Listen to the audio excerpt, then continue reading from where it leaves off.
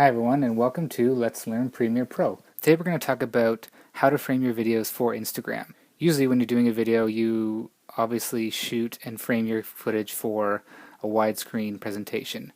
So you've got the rule of thirds and you've got your subjects in certain parts of the scene and it all looks great. But when you're on Instagram, usually you have a square aspect ratio for your videos.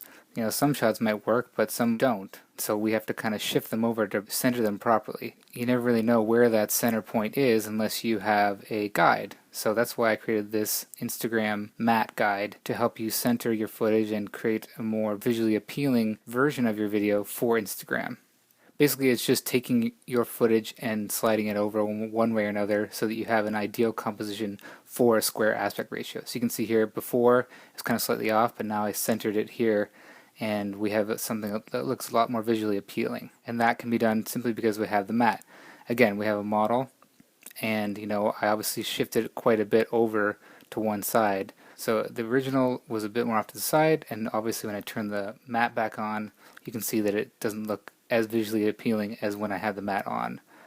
Now it's fairly simple to do.